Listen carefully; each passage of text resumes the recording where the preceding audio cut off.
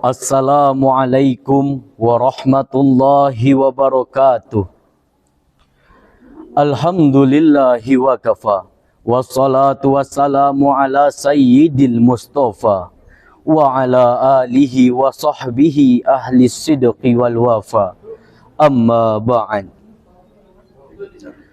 Bersyukur kita kepada Allah dengan mengucapkan alhamdulillahi rabbil alamin.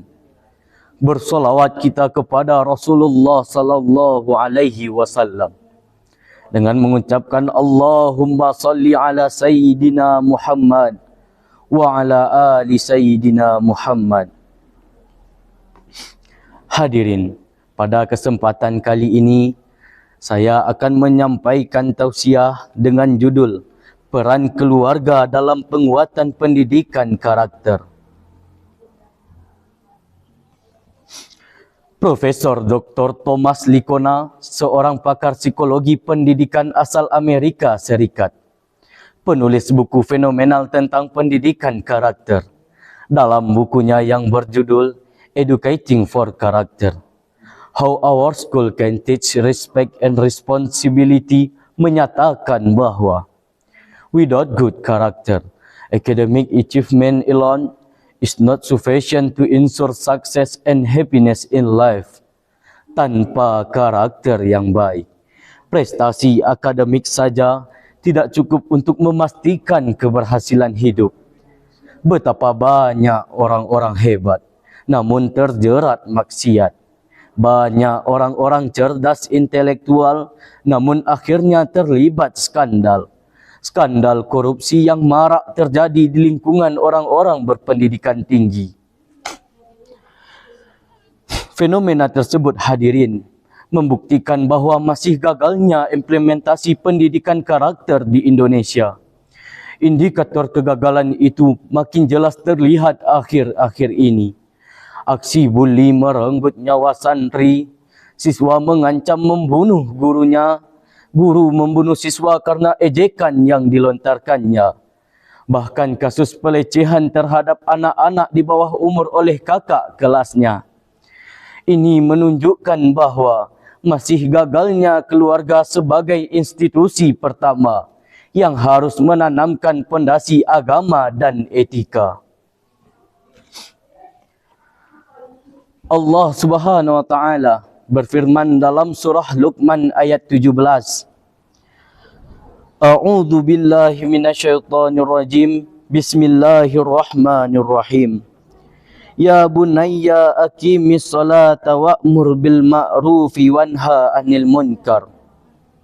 Wasbir 'ala ma asabak. Inna dzalika min azmil umur. Wahai anakku, tegakkanlah solat dan suruhlah manusia berbuat yang ma'ruf dan cegahlah mereka berbuat yang munkar, dan bersabarlah atas apa yang menimpamu. Sesungguhnya yang demikian itu termasuk urusan yang harus diutamakan. Hadirin, Imam Al-Qurtubi dalam tafsir Al-Jami' lil Ahkamil Quran jilid 19 halaman 739 menjelaskan bahwa ayat ini memberitahu tentang 3 keutamaan besar dalam mendidik anaknya.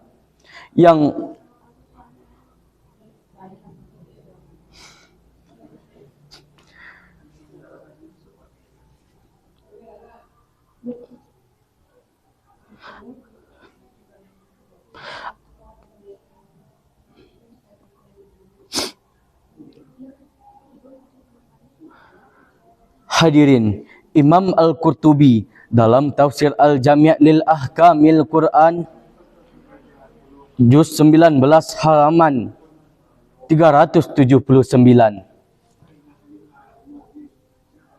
menjelaskan bahwa ayat ini memberitahu tentang 3 kekuatan paling besar yang diajarkan Luqman kepada anaknya untuk membentuk jati diri. Yang pertama, ya bunayya aqimis salah. Wahai anakku, dirikanlah solat. Solat adalah salah satu keutamaan yang paling utama yang harus diajarkan kepada anak sejak dini untuk membentengi anak dari yang keji. Yang kedua, ta'muruna bil ma'ruf wanhauna 'anil munkar. Profesor Dr. Quraisy Shihab dalam tafsir Al-Misbah jilid 19 halaman 137 menjelaskan bahawa anak harus dididik berani untuk menegakkan amar ma'ruf nahi munkar meskipun banyak ujian dan tantangan. Wasbir ala ma asabak. Bersabar adalah kunci keberhasilan. Dan yang terakhir, inna dzalika min azmil umur.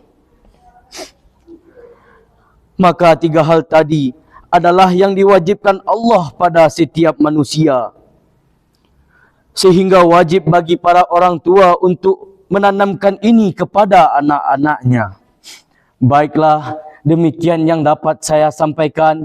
Semoga bermanfaat bagi diri kita semua, terutama bagi diri saya sendiri. Dan saya akhiri wabillahi taufik wal hidayah. Assalamualaikum warahmatullahi wabarakatuh.